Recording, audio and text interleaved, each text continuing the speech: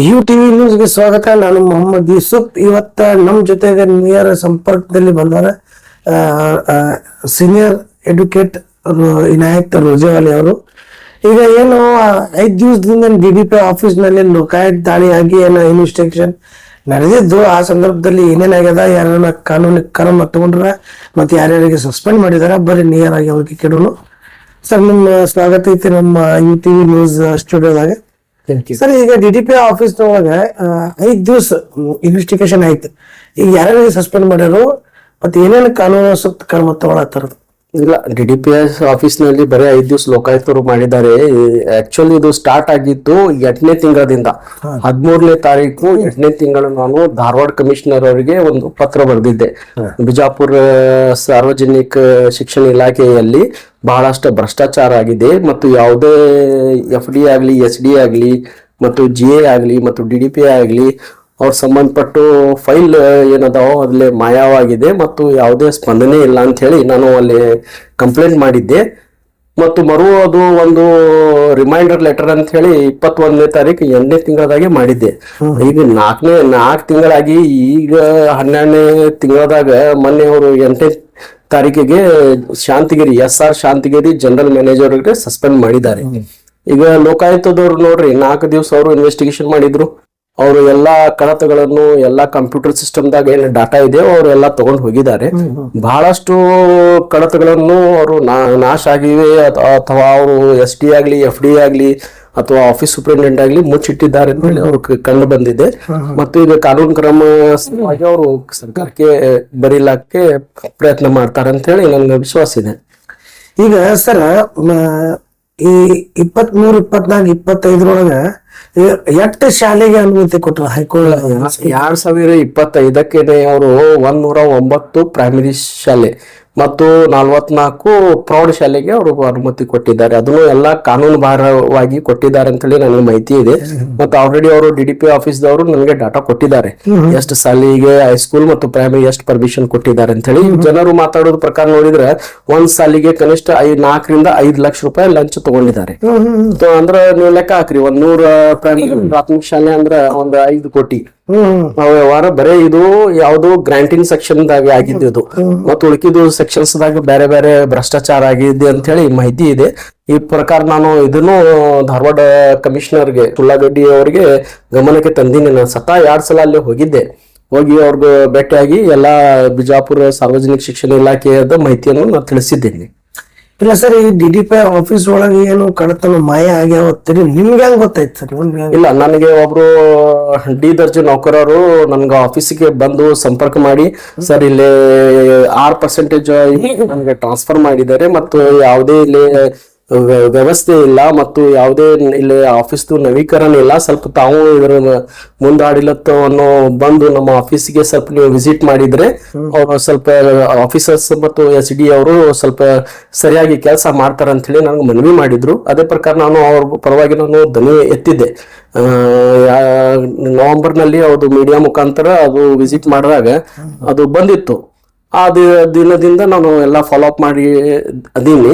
ಮತ್ತು ಈಗಾಗಲೇ ನಾನು ಇವ್ರಿಗೆ SP ಅವ್ರಿಗೂ ಮಾತಾಡಿದ್ದೆ.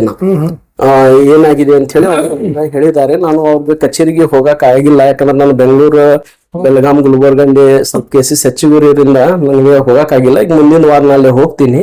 ಮತ್ತೆ ಇವರು ಲೋಕಾಯುಕ್ತರು ಇನ್ವೆಸ್ಟಿಗೇಷನ್ ಕಂಪ್ಲೀಟ್ ಆಗಿದೆ ಅಂತ ಹೇಳಿ ಇಲ್ಲ.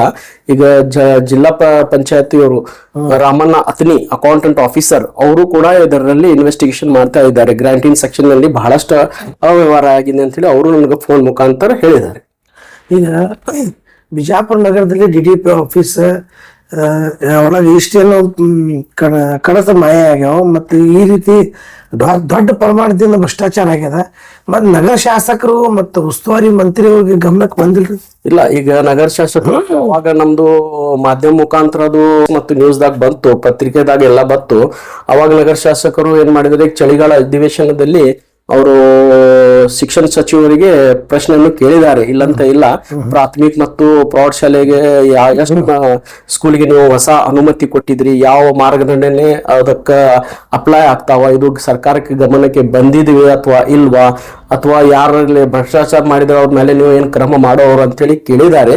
ಈಗ ಬಹುಶಃ ನಾಳೆ ಅಥವಾ ನಾಡ್ದು ಅದು ಸೆಷನ್ದಾಗ ಚರ್ಚೆ ಆಗತ್ತೆ. ಈಗ ನಿಮ್ಮ ಮುಖಾಂತರ UTV ನ್ಯೂಸ್ ಮಾಧ್ಯಮ ಒಳಗೆ ನಮ್ದು ಸುದ್ದಿ ಪ್ರಸಾರ ಆಯ್ತು. ಇವೆಲ್ಲ ಸುದ್ದಿ ನೋಡಿದ ಮ್ಯಾಗೆ ಯಾಕೆ ಇವರು ಶಾಸಕರು ಮಂತ್ರಿಗಳು ಎಚ್ಚರಿಕೆ ಆಗ್ತಾವ? ಅದರ ಮುಂಚೆ ಇವ್ರು ಯಾಕು ಅವ್ರ ಮ್ಯಾಗ ಕಣ್ಣು ಇಡಂಗಿಲ್ಲ? ಮತ್ತೊಂದು DDPI ಆಫೀಸ್ ಕಚೇರಿ ಒಳಗ ಒಂದ್ ಕಡೆನೂ CCTV ಕ್ಯಾಮ್ರಾ ಇಲ್ಲ. ಹೌದು, ಇಷ್ಟೇ ನಿರ್ಲಕ್ಷ್ಯತೆ ಯಾಕ? ಇಲ್ಲ, ಅದೇ ಭ್ರಷ್ಟಾಚಾರ ಮಾಡ್ಲಾಕ ಮತ್ತೆ ಮುಚ್ಚಿಡ್ಲಾಕ ಮತ್ತೆ CCTV ಇದ್ರೆ ಅದು ಎಲ್ಲಾ ಸರಿ ಆಗ್ತೈತಿ ಅಂತ ಹೇಳಿ ಒಂದು ಭಯದಿಂದ ಕ್ಯಾಮ್ರಾ ಇದೆ, ವೈರ್ ಕನೆಕ್ಷನ್ ಇಲ್ಲ, ಸಿಸ್ಟಮ್ ಕನೆಕ್ಷನ್ ಇಲ್ಲ, ಕ್ಯಾಮ್ರಾ ಇದೆ. ಮತ್ತದು DDPI ಆಫೀಸ್ ಈ ತರ ಆಗಿದ್ರೆ ನಾಯಿ ಅಲ್ಲೇ ನಾಲ್ಕು ನಾಯಿ ಹೆರಿಗೆ ಆಗಿದ್ದದು, ಡೆಲಿವರಿ ಸೆಂಟರ್ ಆಗಿಬಿಟ್ಟಿದೆ, ಅದು ವೆಟರ್ನೇಟಿವ್ ಹಾಸ್ಪಿಟಲ್ ಆಗಿಬಿಟ್ಟಿದೆ. ಅದು ಆಕ್ಚುಲ್ DDPI ಆಫೀಸ್ ನೋಡಿದ್ರೆ ನೀವು ಒಂದು ಪೇಂಟ್ ಇಲ್ಲ, ಒಂದು ಚೇರ್ ಇಲ್ಲ, ಸಾರ್ವಜನಿಕ ಹೋದ್ರೆ ಅವ್ರು ಕೂಡ್ಲಾಕ ಕುರ್ಚಿ ಇಲ್ಲ, ನೀರ್ ಕುಡಿಲಾಕ ಸ್ವಚ್ಛ ನೀರಿಲ್ಲ, ಈ ತರದ ವ್ಯವಸ್ಥೆ ಇದೆ. ಅದಕ್ಕೆ ನೀವು ಎಲ್ಲಾರು ನಾವು ಕೂಡಿ ಹೋಗಿದಾಗನೇ ಅದು ಬಯಲಿಗೆ ಬಂದಿದೆ. ಈಗ ಸ್ವಲ್ಪ ಸ್ವಲ್ಪ ಚೇಂಜಸ್ ಆಗ್ತಾವ, ಇಲ್ಲಂತಿಲ್ಲ, ಆಗ್ತಾವ, ಡೆಫಿನೆಟ್ ಆಗ್ತಾವ. ಈಗೇನು ಇವ್ರದೇನು ಉದ್ದೇಶ ಏನಿತ್ತು? ಈ DDPI ಆಫೀಸ್ ಏನು ಪೂರಾ ಟೋಟಲಿ ಏನಂತಾರ ಪ್ರೈವೇಟೈಸೇಷನ್ ಅದು ಮಾಡಕ್ಕೆ ಇವರು ಇಲ್ಲ ಬಂದ ಆಗ್ಬಿಟ್ಟಿದೆ. ಅಲ್ಲಿ ಏನಾಗಿದೆ, ಈಗ ಶಿಕ್ಷಣ ಇಲಾಖೆ ಅಂದ್ರ ಬಂದ ಆಗ್ಬಿಟ್ಟು ಬಿಸ್ನೆಸ್. ಅದು ಹೆಂಗಂದ್ರ ಈಗ ನೋಡ್ರಿ ನೀವು, ಒಂದು ಪೆನ್ಸಿಲ್ ಆಗಿರ್ಲಿ, ಒಂದು ರಬ್ಬರ್ ಆಗ್ಲಿ, ಸ್ಕೂಲ್ ಯೂನಿಫಾರ್ಮ್ ಆಗ್ಲಿ, ಶೂಸ್ ಆಗ್ಲಿ, ಅವ್ರ ಬಲ್ಲಿನ ತಗೋಬೇಕು. ಈಗ ಮೊದಲಿಂದ ಆಗಿದ್ದಿಲ್ಲ, ಎಲ್ಲರೂ ಮಾರ್ಕೆಟ್ದಾಗ ಅವ್ರು ಲಿಸ್ಟ್ ಕೊಡ್ತಿದ್ರು, ಇಷ್ಟು ಪುಸ್ತಕ ತಗೊಂಡ್ ಬರ್ರಿ ಅಂತ ಹೇಳಿ ಪೇರೆಂಟ್ಸ್ ಅಲ್ಲೇ ತರ್ತಿದ್ರು. ಈಗ ಹಾಗಾಗಲ್ಲ. ಈಗ ಯಾವುದೇ ಒಂದು ಏನೋ ವಸ್ತು ತಗೋಬೇಕಾದ್ರೆ ಕನ್ಸರ್ಟ್ ಸ್ಕೂಲ್ ನಲ್ಲಿ ತಗೋಬೇಕು. ಒಂದ್ ಬಿಸ್ನೆಸ್ ಆಗ್ಬಿಟ್ಟಿದೆ. ಈಗ ಶಾಲೆ ಅಂತ ಹೇಳಿ ಉಳಿದಿಲ್ಲ, ಅದು ಒಂದು ಬಿಸ್ನೆಸ್. ಮತ್ತು ಕೆಲವು ಎಜುಕೇಶನ್ ಪರ್ಮಿಷನ್ಸ್ ಏನ್ ತಗೋತಾವ, ಸ್ಕೂಲ್ದು ಕನ್ನಡ ಮಾಧ್ಯಮದ ತಗೋತಾರ, ಅಲ್ಲೇ ಇಂಗ್ಲಿಷ್ ಬೋಧನೆ ಮಾಡ್ತಾರ. ಆ ಇಂಗ್ಲಿಷ್ ಶಾಲೆ ಐತೆ ಅಂತ ಹೇಳಿ ಪೇರೆಂಟ್ಸ್ ಒಂದು ಸ್ಟೂಡೆಂಟ್ ಗೆ 40,000 ರೂಪಾಯಿ 50,000 ರೂಪಾಯಿ ಫೀಸ್ ತಗೋತಾರ. ಇದಕ್ಕೆ ಹೇಳೋರು ಕೇಳೋರು ಯಾರು ಇಲ್ಲ ಅಂತ ಹೇಳಿ ತಿಳ್ಕೊಂಡಿರ್ಬೇಕು. ನಮ್ಮ ಆಕ್ಟಿವಿಸ್ಟ್ ಇರ್ತಾರ, ಅಡ್ವೊಕೇಟ್ಸ್ ಇರ್ತಾರ, ಅವ್ರ ಪ್ರಶ್ನೆ ಸರಿಯಾಗಿ ಟೈಮ್ದಾಗ ಕೇಳಿದ್ಮೇಲೆ ಅವ್ರ ಮೇಲೆ ಕ್ರಮನೂ ಆಗತ್ತೆ, ಇಲ್ಲಂತಿಲ್ಲ. ಈಗ ನೋಡ್ರಿ, ಹೋದ ವರ್ಷ ನಮ್ದು 10th ರಿಸಲ್ಟ್ ವಿಜಯಪುರ ಸಿಟಿದು ಡಿಸ್ಟ್ರಿಕ್ಟ್ದು ಏನೋ 0 ಏನು ಹೌದು ನೋಡಿ, ಈ ತರದ್ ಮತ್ತು ಪ್ರತಿ ಒಂದು ಓನ್ಯಾಗ ಒಂದ್ 10 ಸ್ಕೂಲ್ ಇದ್ರೆ ಮತ್ತದು ಗುಣಮಟ್ಟ ಆಗಂಗಿಲ್ಲ, ಅವ್ ಬರೀ ಬಿಸ್ನೆಸ್ ಆಗ್ಬಿಟ್ಟಾವ್. ಈಗ ನೋಡಿ, ನೀವು ಬಹಳಷ್ಟು ಸ್ಕೂಲ್ಸ್ ಹೇಳ್ತೀನಿ ನಿಮ್ಗೆ ನಾನು, ಅಲ್ಲೇ 0% ರಿಸಲ್ಟ್ ಇದೆ. 0% ರಿಸಲ್ಟ್ ಇರುವುದ್ರಿಂದನೂ ಅಲ್ಲೇ ಈಗ ಹೊಸ ಕಾಲೇಜ್ ಪರ್ಮಿಷನ್ ಕೊಟ್ಟಿದ್ದಾರೆ. ಒಂದು ಅವ್ರ ಸ್ಕೂಲ್ಗೆ ನೋಡ್ರಿ, ಲಾಸ್ಟ್ ಟೈಮ್ 2025 ದಾಗ 13-14 ಸ್ಟೂಡೆಂಟ್ಸ್ ಇದ್ರು, ಅದ್ರೊಳಗ್ ಬರೇ ಒಬ್ಬನೇ ಪಾಸ್ ಆಗ್ಯಾನ. ಅಂತ ಸ್ಕೂಲಿಗೆ ಇವರು ಮೈನಾರಿಟಿ ಕಾಲೇಜ್ ಕೊಡ್ತಾರಲ್ಲಿ. ಸರ್, ಈಗ ಈ ಭ್ರಷ್ಟಾಚಾರ ಏನು ಕಂಡು ಬಂದಿದ್ದಾಗ ಒಬ್ಬರು DDPI ಆಫೀಸ್ ನಲ್ಲಿ G ಅವರು ಸಸ್ಪೆಂಡ್ ಆಗ್ಯಾರ. ಅದೇ ರೀತಿ ಇನ್ನ ಎಷ್ಟು ಮಂದಿ ಸಸ್ಪೆಂಡ್ ಆಗ್ಬಹುದಿಲ್ಲ? ಈಗ ನನ್ನ ಅನಿಸಿ ಮಟ್ಟಿಗೆ 4-5 ಮಂದಿ ಮೇಲೆ ಹೆಚ್ಚಿಗೆ ಸಸ್ಪೆಂಡ್ ಆಗುವುದು ಇದು ನಿರೀಕ್ಷೆ ಇದೆ. ನಾ ಒಂದು ಧಾರವಾಡ ಅಪಾರ ಆಯುಕ್ತರ ಕಮಿಷನರ್ಗೆ ಏನ್ ಮನವಿ ಮಾಡ್ತೀನಿ ಅಂದ್ರ, ಈ ಮಾಧ್ಯಮ ಮುಖಾಂತರ ಈ ಇಡೀ ಆಫೀಸ್ ಅನ್ನು ತಗೊಂಡು ಹೋಗಿ ಏನ್ ಸಿಬ್ಬಂದಿ ಅದಾರಲ್ಲ ಇವ್ರಿಗೆಲ್ಲೇ ಮಂಗಳೂರು, ಉಡುಪಿ, ಕಾರವಾರ ಆ ಸೈಡ್ ಹಾಕ್ಬೇಕು. ಇವ್ರಿಗೆ ಎಲ್ಲ ಟ್ರಾನ್ಸ್ಫರ್ ಮಾಡಿ ಸ್ವಚ್ಛತನ ಮಾಡಿದ್ರ ಬೇರೆ ಆಫೀಸರ್ಸ್, ಬೇರೆ ಕ್ಲರ್ಕ್ ಅವಕಾಶ ಕೊಟ್ರ ಒಂದು ಒಳ್ಳೆ ಆಫೀಸ್ ನಮ್ ಬಿಜಾಪುರ ಜನರಿಗೆ ಒಂದು ಒಳ್ಳೆ ಆಫೀಸ್ ಸಿಗತ್ತೆ ಅಂತ ಹೇಳಿ ಒಂದು ಆಸೆ ಇದೆ. ಇಲ್ಲ, ಸರ್ಕಾರಿ ಕಚೇರಿ ಈ ರೀತಿ ನಿರ್ಲಕ್ಷ್ಯ ಮಾಡಿ ನೀವು ಅಂದ್ರಲ್ಲ, ನಾಯಿಗಳು ಅಲ್ಲಿ ನಾಯಿ ನೀವು ನೋಡ್ರಿ, ನೀವು ನಾಯಿ ಹೆರಿಗೆ ಇಷ್ಟು ದೊಡ್ಡ ಜಾಗ ಇದ್ರು ಒಂದು ಹೊಸ ಕಟ್ಟಡ ಮಾಡಿ ಅದರಿಂದ ಒಬ್ಬ ಶಿಕ್ಷಕ ಕಡೆಯಿಂದ ಮತ್ತೊಬ್ಬ ಒಳ್ಳೆ ವಿದ್ಯಾರ್ಥಿ ತಯಾರಾಗುವಂತ ಒಂದು ಕಚೇರಿ ಒಳಗೆ ಈ ರೀತಿ ದೊಡ್ಡ ಭ್ರಷ್ಟಾಚಾರ ಆದ್ರ ಮತ್ತ ಇವರು ಸರಿಯಾಗಿ ಮಕ್ಕಳಿಗೆ ಶಿಕ್ಷಣ ಹೆಂಗ್ ಕೊಡ್ತಾರ್ರಿ ಟೀಚರ್? ಟೀಚರ್ಸ್ ಪ್ರಾಮಾಣಿಕರಿರ್ತಾರ. ಟೀಚರ್ಸ್ ತಮ್ಮ ಶಾಲೆದಾಗೆ ಪಾಠ ಬೋಧನೆ ಮಾಡ್ತಾರೆ.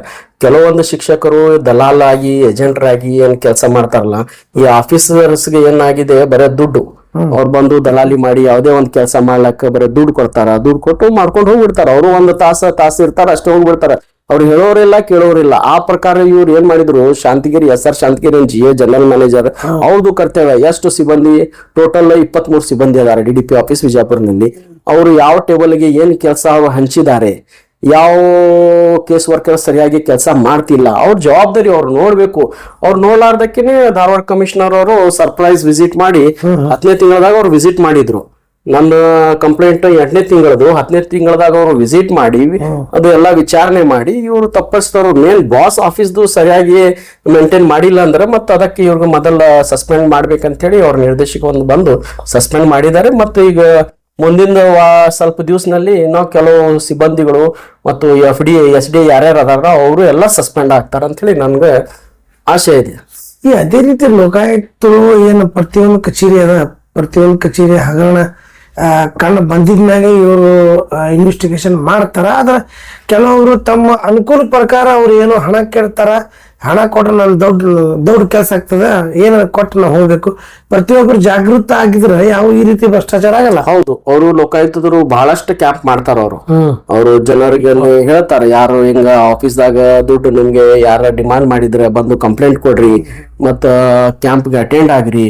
ಬಹಳಷ್ಟು ಜನ ಅವೇರ್ನೆಸ್ ಬರ್ಬೇಕು. ನಮ್ ಬಿಜಾಪುರ ಜನ ಆಗ್ಲಿ, ಇಲ್ಲೇ ನಮ್ಮ ಉತ್ತರ ಕರ್ನಾಟಕ ಜನ ಹೆಂಗಿದೆ ಅಂದ್ರೆ, ಯಾಕಪ್ಪ ನಾವು ಯಾಕಿದು ಮಾಡೋದು, 1,000 ಯಾಕೆ 2,000 ತಗೋರಿ, ನಮ್ದು ಕೆಲಸ ಲಘು ಮಾಡ್ಕೊಡ್ರಿ, ಈ ಮನೋಭಾವೇ ಅದು ಹೋಗ್ಬೇಕು. ಯಾವಾಗ ನೀವು ದುಡ್ಡು ನೀವೇ ಹೋಗಿ ಕೊಡ್ತೀರಿ ಮತ್ತವ್ರು ಅದೇ ಆಶೆಗೆ ಬಿದ್ದು ಅದೇ ಮಾಡ್ಕೊತ ಹೋಗ್ತಾರ. ಈಗ ಜೆ ಅವರು ಒಬ್ಬರಿಗೆ ಸಸ್ಪೆಂಡ್ ಮಾಡ್ಯಾರ, ಮತ್ತೆ DDP ಆಗ್ಲಿ ಮತ್ತೆ ಇವ್ರಿಗೆ ದೊಡ್ಡ ಆಫೀಸರ್ ಏನ್ ರೇಟ್ ಬಿದ್ದಾಗ ರಜೆ ಆಗಿದ್ರು ಎಲ್ಲರೂ. ಹೌದು, ಮತ್ತೆ ಇದು ಇಲ್ಲ ಆಗ್ತಾರ, ಫ್ರೀಡಮ್ ಅವರು ಆಗ್ತಾರ. ಅದು ಏನು ಅವ್ರಿಗೇನು ಗೊತ್ತಿದ್ದಿಲ್ಲ, ಅದು ಹೇಳಾಗುದು ನಿರೀಕ್ಷೆ ಇದ್ದಿದ್ದಿಲ್ಲ ಅವ್ರಿಗೆ, ಆಗ್ತಾರ. ಇದು ಫಸ್ಟ್ ಟೈಮ್ ಇದು ಎಜುಕೇಶನ್ ಬಿಜಾಪುರ DDP ಆಫೀಸ್ ನಲ್ಲಿ ಇನ್ವೆಸ್ಟಿಗೇಷನ್ ಆಗೋದು. ಟ್ಯಾಪ್ ಆಗ್ತಾರ ಅದು ವಿಷಯ ಬೇರೆ, ಇನ್ವೆಸ್ಟಿಗೇಷನ್ ಸತತ 4 ದಿವಸ ಕಂಟಿನ್ಯೂಸ್ ರಾತ್ರಿ 11-10 ತನ ಇವ್ರದ್ದು ಇನ್ವೆಸ್ಟಿಗೇಷನ್ ಮಾಡಿದ್ದಾರೆ ಅವರು.